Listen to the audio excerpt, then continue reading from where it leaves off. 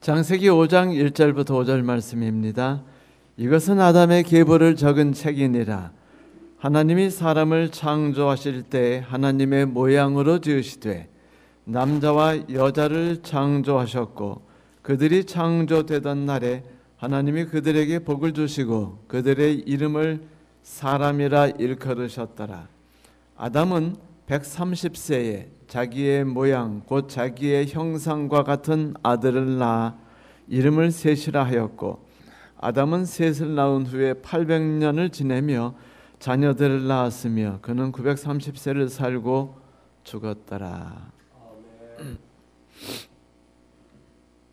창세기 5장을 읽다 보면 절망과 낙담으로 시작해서 그리고 죽음으로 시작해서 희망과 위로로 끝나는 모습을 바라보게 됩니다. 창세기 5장은 4장과는 다르게 순수하게 아담의 후손들에 대하여 기록하고 있습니다. 노아까지, 아담부터 노아까지 총 10대에 걸친 긴 이야기를 해주고 있는데 그 10대 중에서 중간중간 하나님께서 몇 명의 우리들의 조상들의 이름을 특별히 기억하시고 그들의 삶을 따로 기록해 두신 것을 우리는 볼 수 있죠. 우리는 창세기 5장을 통해서 하나님께서 마음에 두시고 하나님께서 함께 하셨으며 또한 하나님을 따른 사람들을 하나님이 결코 소홀히 여기거나 경홀히 여기시지 않는다는 것을 볼 수 있습니다. 성경 말라기서에 보면은 그때 여호와를 경외하는 자들이 피차 이르되 여호와께서 그것을 분명히 들으시고 여호와를 경외하는 자와 그 이름을 존중히 여기는 자를 위해 하나님께서 따로 기록해 두셨다라고 하는 글이 있죠. 기념책이라고 말했는데 이 스페셜북 해가지고 특별히 그 마음의 기념을 삼기 위해서 그들의 이름을 적고 그들의 삶을 따로 적어두셨다라고 말한 것이었죠. 창세기 5장은 그런 책 같습니다. 하나님께서 그와 함께 했던 모든 인간들의 삶을 헛되이 보지 않으시고 그들의 삶을 기억하시며 그들이 행한 모든 일들에 대해서 그것이 하나님께 어떤 의미를 담고 있는지 다 적어 놓으셨죠. 그들의 이름을 적어 놓으셨습니다. 기념책이 기록한 것처럼 어쩌면 제 생각한데 우리들의 이름도 하나님께서 따로 깊이 마음 깊이 담아두셨을 뿐 아니라 기록해 두셨을까라는 생각을 해요. 요즘엔 휴대폰이 이제 날로 그 진화하다 보니까 재밌는 일들이 많아요. 그 휴대폰을 딱 켜면은 그 갑자기 이렇게 알람이 뜹니다. 떠가지고 뭐라고 말하냐면 지난 그 오늘 날짜로 있었던 지난 그 시절들의 당신이 기억할 만한 순간들 해가지고 딱 열어보면은 그 날에 맞춘 과거의 그 좋았던 순간들을 담은 사진들을 쫙 보여줘요. 어떨 때는 특별한 순간과 특별한 장소를 저에게 기억하도록 사진들을 앨범으로 만들어 가지고 저한테 그것을 보여줍니다. 그것을 바라보며 이런 생각을 했어요. 하나님께서도 우리의 삶을 그렇게 당신 마음속에 담아두진 않으셨을까? 그 증거는 창세기 5장에 있죠.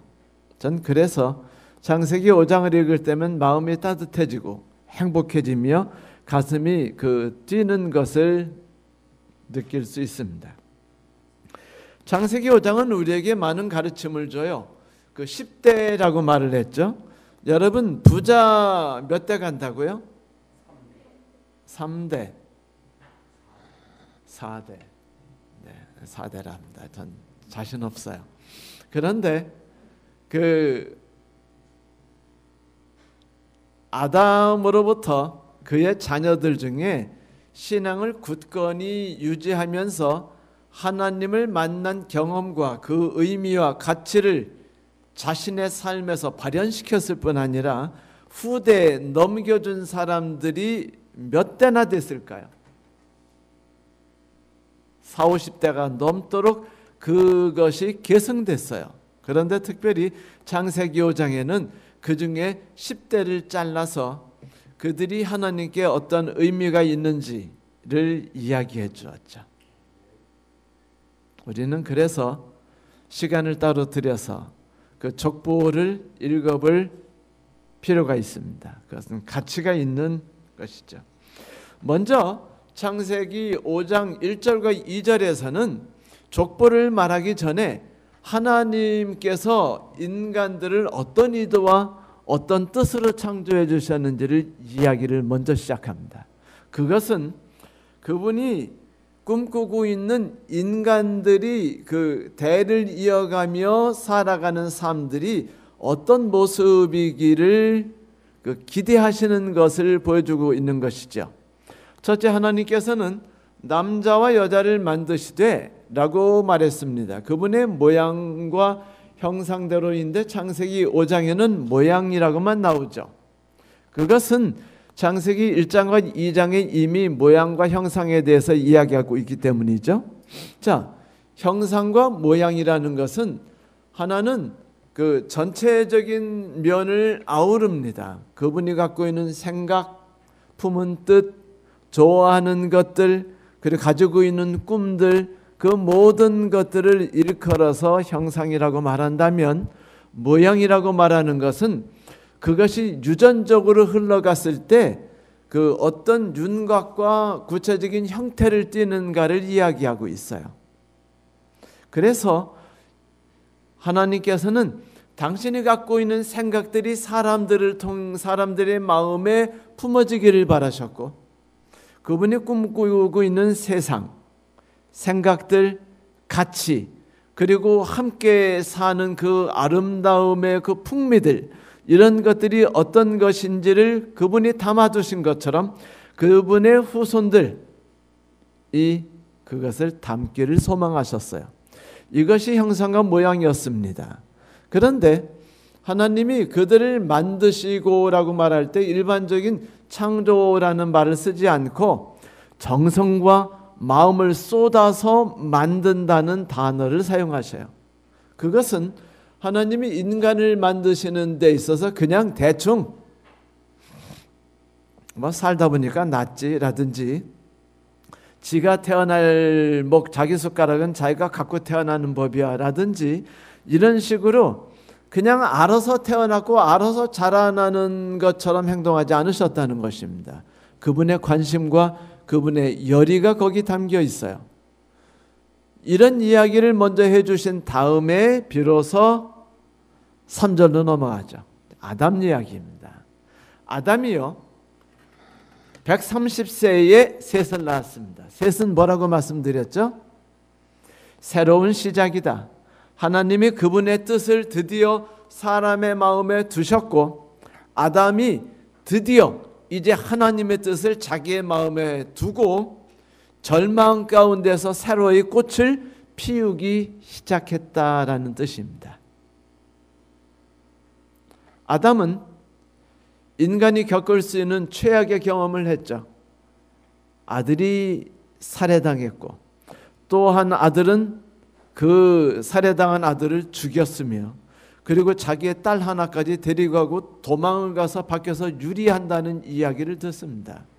그 아들이 두려움 속에 사느라고 그 높은 담을 쳐가지고 자기를 보호하기 위해 안간힘을 쓰고 있다는 소식도 들어요. 마음이 너무 아프고 너무 찢어집니다. 자기는 꿈을 가지고 인생을 펼쳐나가고 싶었는데 130년에 이르러서 그가 느낀 건 하나였습니다. 인생은 그 삶과 모습이 아무리 화려하고 아무리 풍성해 보이고 완전해 보일지라도 결국은 시들어버리는 꽃과 마찬가지이다. 의지할 것이 안 된다라는 것이죠. 그제서야 그는 아들을 낳고 이제는 내 뜻과 내 생각으로 만들어가는 더 나은 세상이 아니라 하나님께서 지배하시고 인도하시는 세상을 바라보겠다는 심정으로 아들 이름을 셋으로 줘요. 그리고 새로운 족보가 시작됩니다. 그런데 아담이 셋을 낳고라고 말할 때 이 낳고라는 말이요, 일반적으로 아버지가 말씀하시기를 내가 낳았어요 라고 말하는 것과는 좀 다른 단어예요. 어떤 단어냐면 아담이 산고를 겪었어요. 그러니까 이 여인이 산고를 겪으면서 낳았다는 단어를 일부러 창세기에서 사용합니다. 그래서 아담이 그 절망과 좌절과 모두 잿더미가 되어버린 그 마음과 심정 속에서 새로운 꽃이 피어나갈 때 이 꽃이 절대로 죽지 않기를 바라는 마음으로 온갖 지극정성을 다하는 것처럼 아내가 세 번째 아들을 낳았을 때 이 아들이 새로운 시작의 첫 발걸음이라는 마음으로 같이 고통을 받았던 거예요. 그 탯줄을 자를 때, 그리고 아이를 낳기 위해 고통받을 때 옆에 손을 붙잡아주는 일부터 시작해서 모든 일에 함께하면서 아담은 산고를 겪었습니다. 마치 예수 그리스도께서 인간에게 새로운 희망을 주시기 위해서 양을 죽여서 아담과 하와에게 입혀주신 것처럼 그렇게 말이죠. 이제 셋은 그 아들 에노스라고 졌습니다. 아버지의 신앙을 이어받았어요. 그리고 아들 이름을 이렇게 졌죠. 허무하고 아무런 의미가 없으며 나약한 존재 사람이라고 자기 아들 이름을 졌습니다. 그 역시 인간이 꿈꾸는 꿈, 인간이 만들려는 천국이라는 건 결국은 아무것도 아니며 의미가 없는 것이라는 것을 깨달아요. 그러니 그가 이제 아들 이름을 지음으로 어떤 신앙의 결심을 한 걸까요? 나는 오직 하나님만을 의지하고 그분만을 붙잡고 살겠다. 그분이 인도하시는 대로의 나의 삶을 살겠다라고 하는 결심을 아들의 이름을 통해서 표한 것입니다. 새로운 시작을 한 아버지처럼 그 역시 그러한 삶을 시작했죠. 그 에노스가 자식들을 쭉 낳아요. 그래서 낳고 죽고 낳고 죽고 낳고 죽고 하면서 보면은 이 나이들이 조금씩 줄어들기 시작합니다. 줄어들어가다가 그 에녹이 태어나요. 그리고 에녹의 이야기를 할 때 약간 하나님께서 에녹의 이야기를 기술하실 때는 일반 족보와 달리 특별한 이야기를 하시죠. 에녹이 65살의 아들 누구요?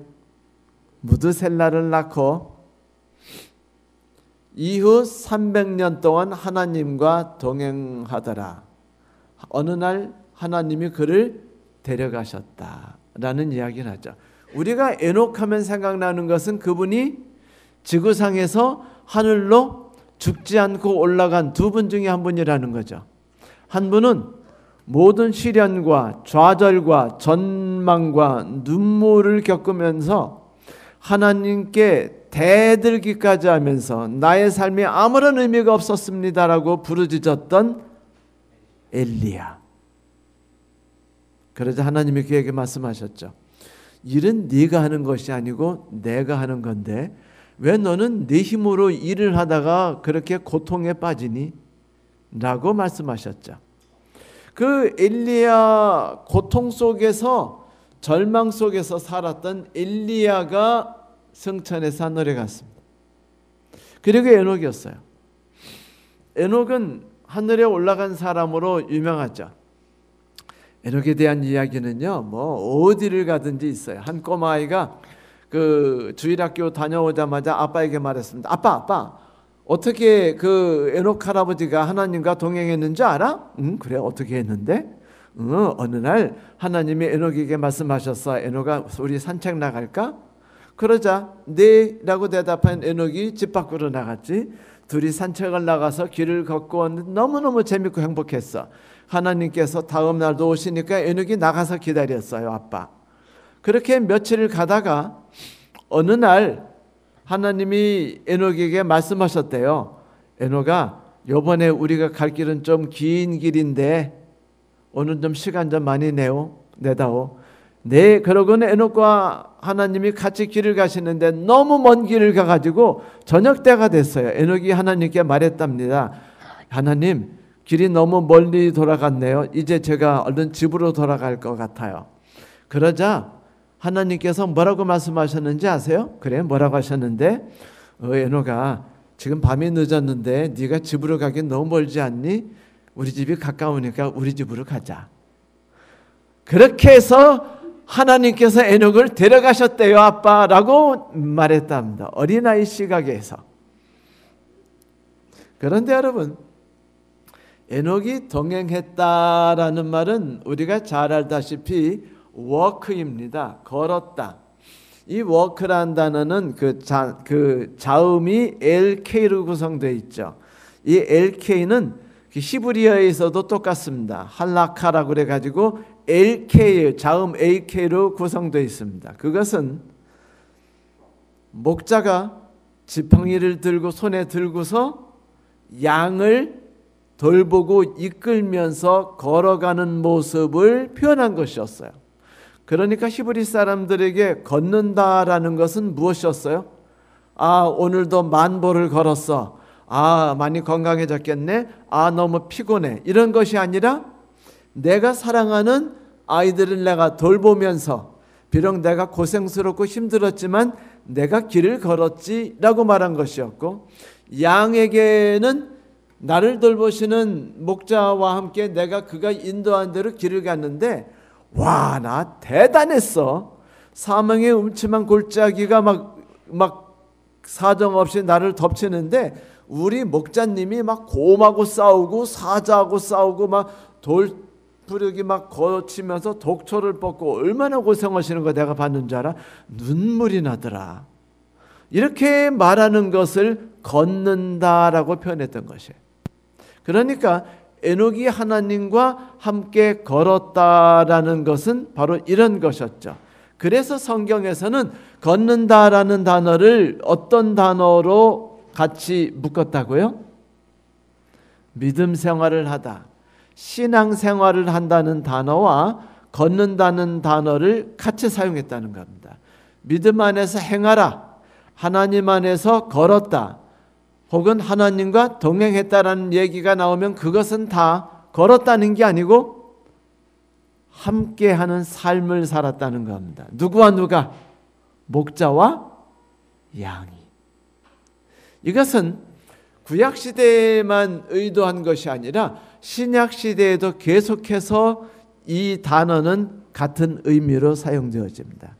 그래서 성도들이시여 너희들이 믿음 안에서 온전히 행하라라고 말할 때 그 단어는 신약성서에서도 믿음 안에서 하나님을 따라 걸어라라고 실제로 써 있어요.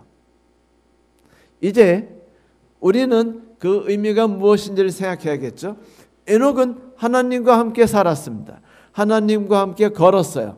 그러면 그가 하나님과 함께 걸면서 이야기 없이 걸을까요? 이야기 있이 걸을까요? 네, 이야기하면서 걷죠. 함께 대화를 나누고 그분이 주시는 말씀을 들으며 인생에 관한 이야기, 신앙에 관한 이야기, 자식을 키우는 이야기들, 또 우리의 인생이 어떻게 될까? 가인의 후손들이 만들고 있는 그 멋진 세상, 화려하고 찬란한 세상들이 어떻게 그 미래가 이루어질까 궁금하지 않을까요? 요번에 가인의 후손 중에 한 명이 뭐를 만들었어요? 피리를 만들어서 연주를 해가지고 연주회를 열었대요. 공연회를. 그리고 요번에 그쪽에서 만든 그 낫과 호미 때문에 농사를 너무 잘 져가지고 사람들이 행복하게 됐다는 이야기를 들으면 생각하죠. 뭐요? 예수 안 믿는 사람들은 왜 이렇게 세상을 천국으로 멋지게 만들어 나가는 거요? 라고 생각되면서 궁금해지지 않겠어요? 그러니까 하나님께 여쭤봤겠죠. 하나님, 왜 우리 신앙하는 사람들은 이 땅에서 뭐 해내는 것도 없이 살아가는데 쟤네들은 왜 이렇게 우인처럼 영웅처럼 훌륭한 사람들처럼 세상을 천국으로 멋지게 만들어가고 있어요? 그 무슨 의미입니까? 라고 물었겠어요? 물어보지 않았겠어요? 물어봤겠죠. 그러자 하나님께서 당연히 에녹에게 무슨 이야기 해주셨겠어요? 그들의 삶이 화려함만이 있는 것이 아니라 실제로 그들의 삶이 온갖 투쟁 속에서 두려움을 없애기 위해서 안전장치를 만들고 하나님이 없는 공허함을 채우기 위해서 TV를 대신 만들어 드리고, TV 얘기하니까 잠깐 1분 동안 이야기 드리고 싶어요. 요즘에는요, 가정에 딱 들어가면 그리스도인 가정과 사회의 가정이 한국 사람들은 똑같은 모습을 가지고 있대요. 현관문을 열고 들어가면 그 거실 맨 앞에 예수님 초상화가 아니라 TV님이 계시답니다. 그러면 이제 들어오자마자 먼저 TV님께 인사를 한대요. 누구든지 가서 이제 리모컨을 켜고 그분이 하시는 말씀에 따라 산답니다.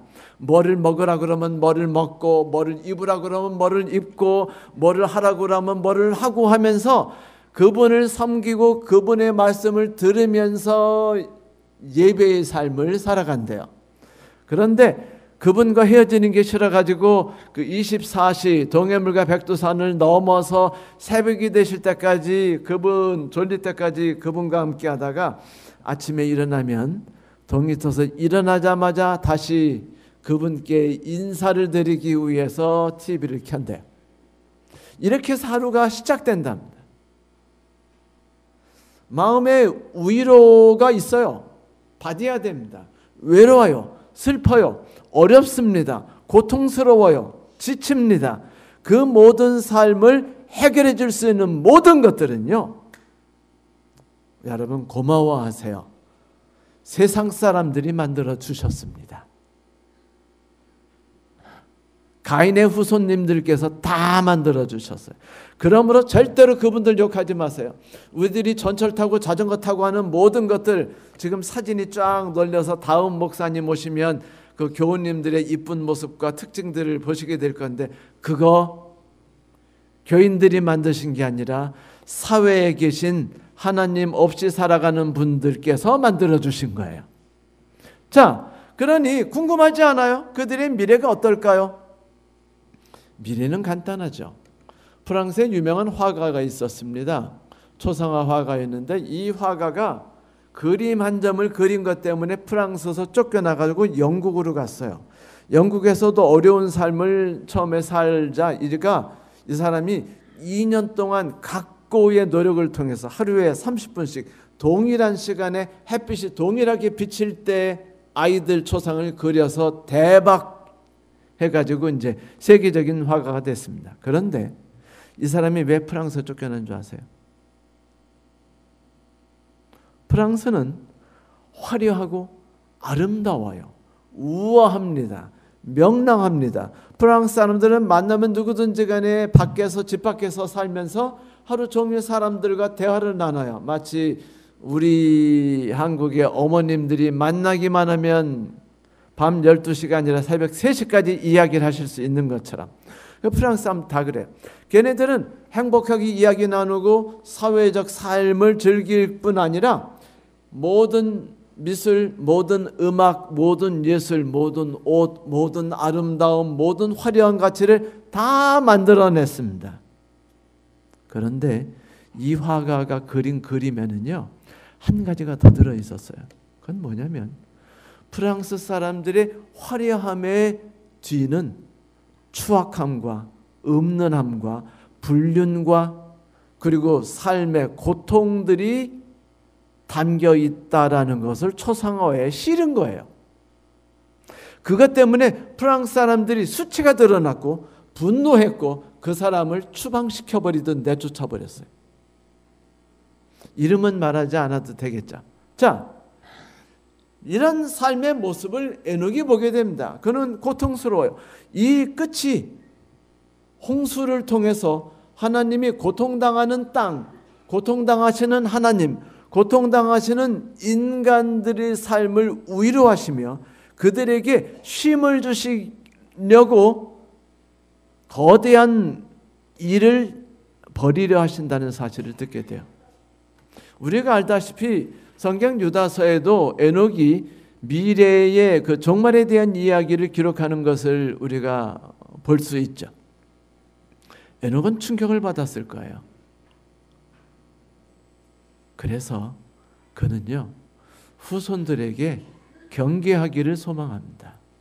그리고 하나님께로 받은 대로 인생을 겉면만 보는 게 아니고 그 내면을 깊이 있는 마음의 갈증과 고통과 두려움과 염려를 들여다보기 시작했습니다. 그래서 그는요, 이 모든 고통을 끊어버릴 날에 대하여 세상에게 알리고 싶어 했어요. 그래서 아들 이름을 특별하게 줬습니다. 무드셀라. 무드셀라라는 이름은, 무드메스라는 이름은요, 두 가지 뜻을 갖고 있어요. 첫 번째는 그 사람이라는 뜻을 갖고 있고요, 죽음이라는 뜻을 갖고 있습니다. 첫 번째 뜻은 사람이란 뜻이고, 그리고 셀라는 창이란 뜻입니다. 그래서 창을 던지는 사람, 창 왜 던져요? 그 인형 떨어뜨려 가지고 저거 받으려고요? 500원 내고서? 아니에요. 그건 죽이려고 하는 겁니다. 뭔가를 끝장내는 것이에요. 그래서 아들 이름을 창을 던지는 자라고 한 것은 뭐냐면 심판자란 뜻이었습니다. 이 모든 고통과 모든 슬픔과 모든 절망과 모든 두려움과 염려 속을 덮어버린 회칠한 무덤 같은 모든 것들을 심판을 하나님께서 하실 때가 올 것이다. 또 다른 이름은 죽음과 끝이었습니다. 그가 죽을 때 무엇인가가 다가온다, 시작된다, 다가온다라는 뜻이었어요. 이건 뭐냐면 무드셀라가 죽는 때 어떤 큰 일이 이루어진다는 것이었습니다. 실제로 무드셀라가 몇 살에 죽었죠? 지구상에서 가장 오래 산 사람은 에녹의 아들이었죠. 무드셀라 몇 살? 가장 오래 살았어요. 그가 죽던 해가 노아가 방주를 짓고 그해 2월에 홍수가 일어나던 해였습니다. 무드셀라는 아버지 에녹의 예언처럼 그가 그 1월에 죽고 2월에 노아 홍수가 터집니다. 그래서 에녹은 모든 화려함, 이 세상과 편리함과 안락함과 그리고 아름다움과, 아름다운 음악 너무 좋지 않아요? 그렇죠? 네. 저는 가끔 신나는 순간을 갖고 싶으면 걸시인의 랩소디 인 블루를 듣는 경우가 많습니다. 그리고 인생이 얼마나 가치가 넘치며 화려한가를 듣고 싶을 땐 베이토벤의 교향곡들을 즐겨 들어요. 3번, 4번, 7번, 6번, 9번 이런 것들을 듣다 보면 인생이 꽉 차는 것을 느끼게 되죠. 그리고 짧은 행복을 느끼기를 원할 때는 모차르트를 듣습니다. 그런데 이런 아름다운 것들을 다 누가 만들었어요? 사회 사람들이 만들어 주셨습니다. 근데 그것이 결국은 모두 끝난다는 거예요. 계속될 수 없다는 겁니다. 그거는 일순간에 하나님이 없는 사람들에게 베풀어주는 위로이기 때문에 무화과 나무 잎에 불과하다는 것이에요. 곧 잠깐 희망과 잠깐 위로와 잠깐의 용기와 잠깐의 화려함과 만족을 통해서 고통을 잊어버리게 할 수 있을지언정 결국 그 무화과 잎은 시들어버리는 것이죠. 그래서 무드셀라는 자기의 이름이 그렇게 지어졌는데 그것도 특이했지만 자신 나이 300세 때 아버지가 갑자기 하나님에 의해서 하늘로 올라가신 것을 보면 올라갔는지 건너갔는지는 몰라요. 왜냐하면 그 단어가 건너가다라는 뜻도 있고 올라가다라는 뜻도 있어요. 우리가 말하는 그 rapture 있죠. 그 개신교에서 말하는 게 잡혀 올라가는 거 휴거? 네, 휴거라고 말하는 그 rapture라고 생각하는 분도 있고 아니면은 죽음 넘어 이 세상에서 다른 곳으로 건너갔다, 하나님의 세상으로 건너갔다라는 뜻도 돼요. 그래서 에녹이 그 삶을 살다가 건너가자 이것은 그 무드셀라에겐 커다란 충격이었어요. 그렇지 않습니까? 그래서 무드셀라는 더욱더 그의 삶을 아름답고 가치 있으며 아버지의 그 모든 삶과 가르침과 뜻을 유지하기를 소망했죠. 결국 그는요 노아 홍수 전까지 살게 됩니다. 직전까지.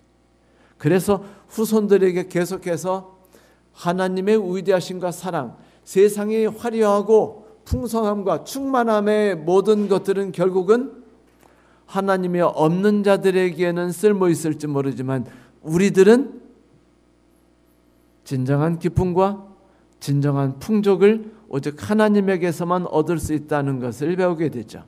그리고서 후손들을 쭉 넘기셔요. 그리고 라멕이 이야기가 나옵니다. 라멕은 세상이 흉흉하고 어려워서 하나님이 이 땅을 저주하셔서 모든 사람이 고통 속에 살게 되자 하나님께서 이 모든 사람들의 피곤함과 고통과 슬픔과 낙담을 위로하고 그리고 쉼없는 삶에 쉼을 더해 주시기 위해서 우리를 위해 일하신다라는 생각을 마음속 깊이 품고 있었습니다. 그는 모든 세상의 화려함과 놀라운 문명의 이기들 그리고 그들의 발전된 삶들과 그들의 고상한 윤리적인 사상, 철학, 심리학, 의학들 모든 것들을 바라보면서 그는 그 삶만을 바라볼 뿐 아니라 그 내면에 있는 그들의 갈급함을 보았던 것이죠. 결국 그는 아들의 이름을 노아라고 짓습니다. 노아란 뜻은요, 노아란 이름은 두 가지 뜻이 있어요. 첫째는 위로하는 자, 두 번째는 안식, 쉼이라는 뜻입니다. 그래서 쉼과 위로라는 이름을 가진 노아를 이름을 해서 아들을 낳습니다. 그건 뭐냐면 곧이어서 하나님께서 홍수를 내리실 텐데 모든 땅을 끝내실 때 모든 사람들이 절망과 고통 속에서 이 세상이 언제 끝날까? 이 모든 죄악과 사망은 언제 심판받는 것인가? 우리를 낙담케 하는 것들은 언제 끝나는 것이며 나의 쉼없는 고통은 언제야 해결될까? 나는 언제 위로를 받게 되며 내 마음이 평안을 얻게 될까를 그는 답을 아들을 통해서 내렸어요. 그래서 아들 이름이 노아가 된 겁니다. 성도 여러분, 그런데 노아 역시 하나님과 동행하는 삶을 살았어요. 동행한다. 제가 말씀드렸듯이 이 창세기 5장의 가치는 동행입니다. 그래서 맨 나중에 노아로 그 족보를 끝내면서 그 동행하는 자에 대한 그 이야기가 결국 6장까지 넘어가면서 이제 함께 나오기 시작해요. 성도 여러분, 동행이란 것이 어떤 것일까요? 부부가 함께 앉아서 둘이서 텔레비 보면서 밥 먹고 그 다음에 이제 남편은 자기 방 가서 따로 앉아서 일 보고 그 다음에 아내도 자기 방에 앉아서 따로 일을 보고 그 다음에 잡시다 그러면 잘 때 그냥 가만히 대화도 없이 자다가 일어나서 서로 자기 삶을 갖는 것들, 물론 우리의 삶의 많은 부분들이 그렇게 구성되어 있지만은 하나님께서 동행한다, 함께한다, 관계를 갖겠다라고 말하는 건 그것이 아니죠. 거기에는 애틋함과 관심과 배려, 그리고 감사함과 따뜻함이 연결되어 있죠.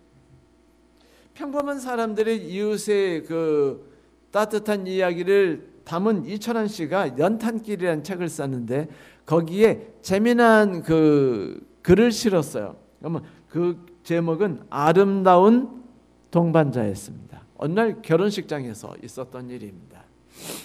신부와 이제 신부 아버지가 천천히 이제 음악과 함께 신랑을 향해 걸어가고 있는데 그들이 얼굴이 매우 밝았습니다. 그런데 신부가 다리를 쩔뚝였어요. 쩔뚝이다 갑자기 퍽 하고 넘어져 버렸습니다. 그러자 신랑이 쫓아와서 이 신부를 일으키고는 아주 환한 얼굴로 인사한 다음에 신부를 팔짱을 꼈습니다. 근데 걷는데 모양이 좀 이상해요. 그래서 사람들이 보니까 신부의 웨딩드레스 밑에 발을 넣어가지고 신부가 신랑의 발에 발을 얹을 수 있도록 해서 이렇게 걸은 거예요. 그러면 누구 발이 힘들까요? 신랑 발이 힘들죠. 보니까 신부가 한쪽 발이 다른 쪽 발보다 짧았습니다. 그래서 이제 신랑이 막 비틀거리면서 신부를 데리고 이제 그 주례자 앞까지 걸어갔죠. 그 모습이 많은 사람들에게 감동을 줬습니다. 그런데 이야기는 그 뒤에 나와요. 태환이라는 친구가 있었는데 태환이라는 친구가 이 부부 집에 놀러 갔습니다. 신혼집에 놀러 가면 제일 먼저 하는 게 뭐죠? 그 선물 갖다 주고 그 다음에 그 집에 있는 뭘 보는 거예요? 앨범 보는 거죠. 그래서 이제 결혼 앨범을 보다가 거기에 이제 글을 이렇게 있는 글을 하나를 보게 됐습니다. 앨범에 끼어져 있는 신랑이 쓴 자필글이었어요. 거긴 이런 글이 있었습니다. 늘 기쁨으로 당신의 한쪽 다리가 되겠습니다. 만일 그것이 불가능하거든 내 다리가 불편해지게 해달라고. 그래서 그대와 함께 하나가 되게 해달라고 하나님께 기도하겠습니다. 이 태환 씨가 그 글을 보고 너무 큰 감동을 받았어요. 그래, 이것이 함께 산다는 것이 무엇인가를 보여주는 것이 아니겠는가라고 생각합니다. 성도 여러분, 에녹은 그리고 노아는 그리고 하나님의 그 자손으로서 10대를 이루었던 모든 사람들은 다 한결같이 그런 삶을 살았어요.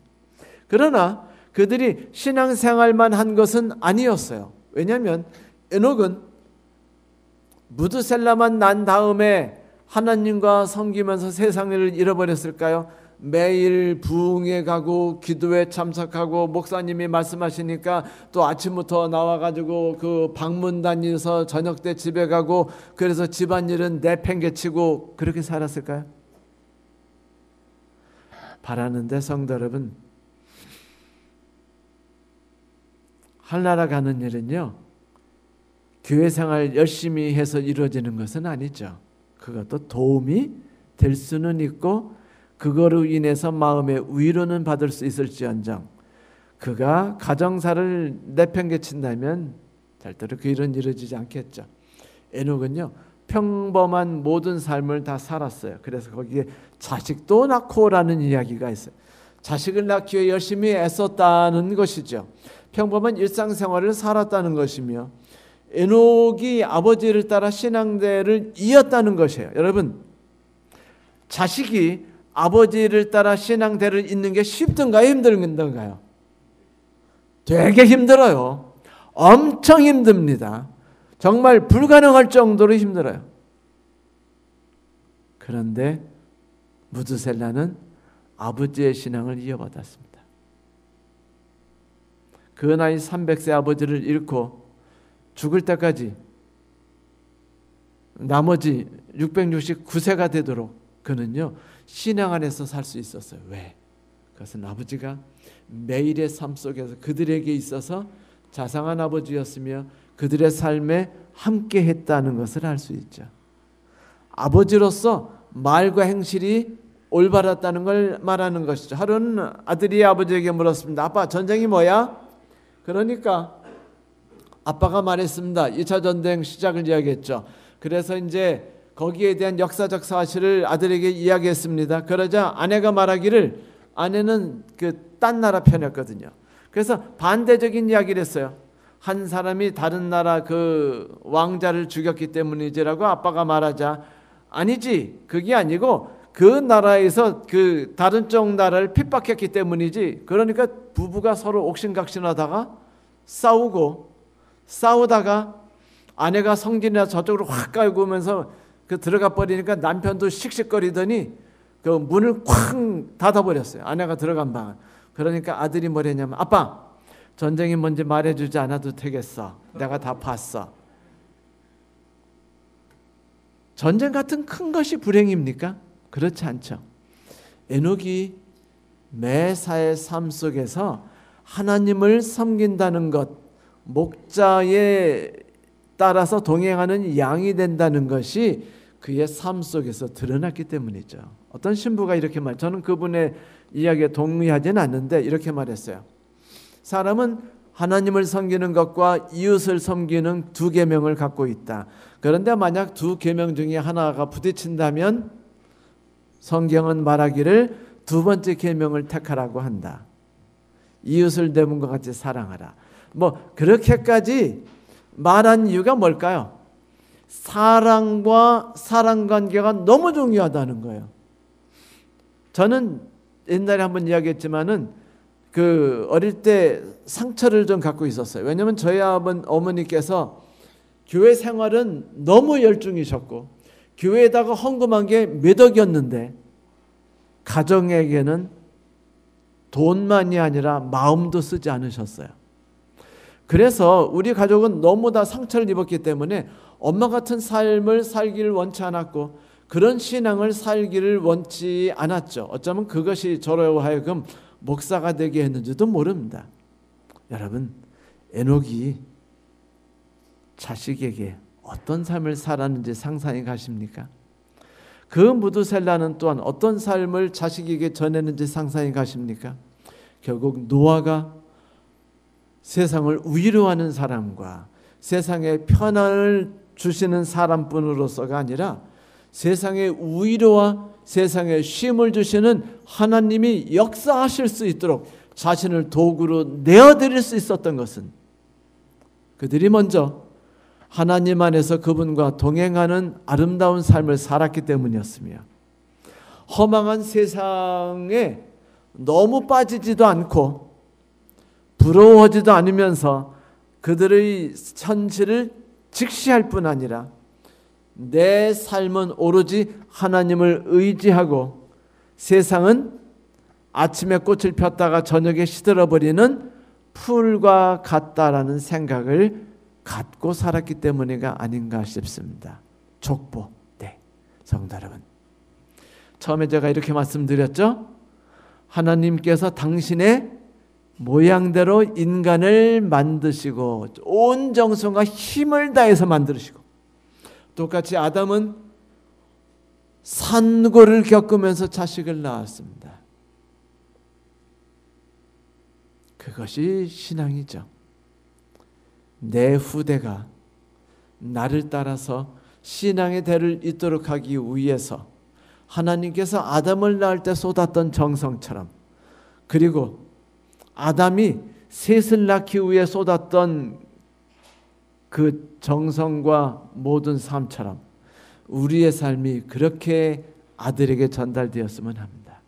그래서 하나님께서 나에 대해 행복한 마음으로 나의 이름을 당신의 특별한 기념할 수 있는 책에 내 이름을 적어주실 뿐 아니라 내 삶도 기록하시고 뿌듯해하시고, 그리고 우리 역시 그분으로 인해서 세상에 위로와 안식을, 하나님께도 위로와 쉼을 줄 수 있는 일에 함께 동참하는, 그러므로 아름다운 족보를 하나님에 의해서 만들어낼 수 있는 저와 여러분이 되시기를 간절히 바랍니다. 말씀 마치겠습니다.